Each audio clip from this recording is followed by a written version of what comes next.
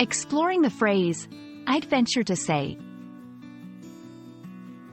Hello, everyone. Welcome back to our channel, where we dive into the fascinating world of the English language.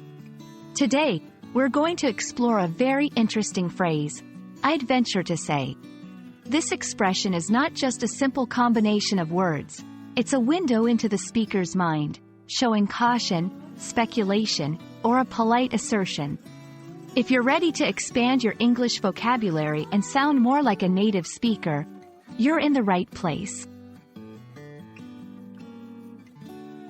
I'd venture to say is a phrase that combines several elements of the English language to express a thought or opinion with a level of caution or tentativeness.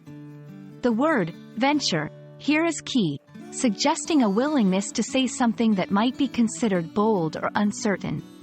When someone says, I'd venture to say, they're essentially prefacing their statement with a disclaimer that indicates they're about to share an opinion or a piece of information they believe to be true but are aware it might be contested or is somewhat speculative.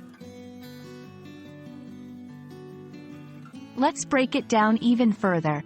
I'd is a contraction for I would, indicating a conditional mood, suggesting that the speaker is making a statement under certain conditions or with a certain level of uncertainty. Venture implies a risk or daring action.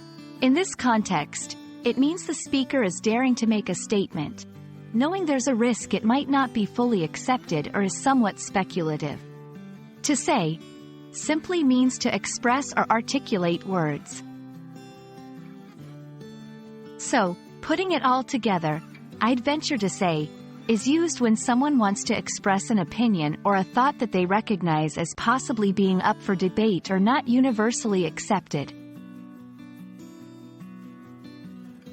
This phrase is particularly useful in formal conversations or writings where expressing opinions with a degree of humility or caution is appreciated.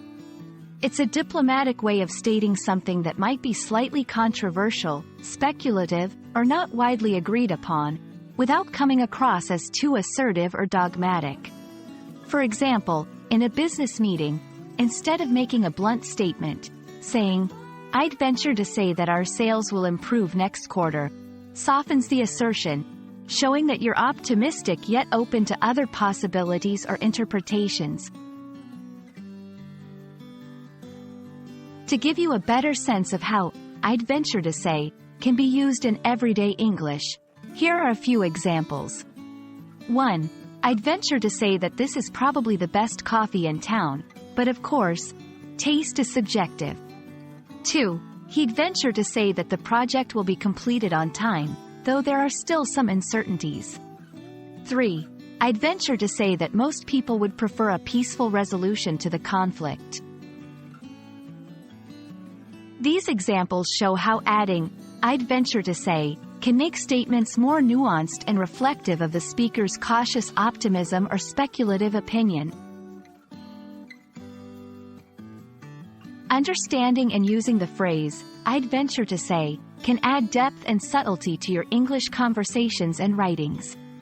It's a wonderful tool for expressing opinions thoughtfully, especially in situations where you want to acknowledge the possibility of other perspectives. We hope this video has shed some light on how to use this phrase effectively. Remember, language learning is a journey, and every new phrase you learn is a step towards fluency. Thanks for watching, and see you in our next video.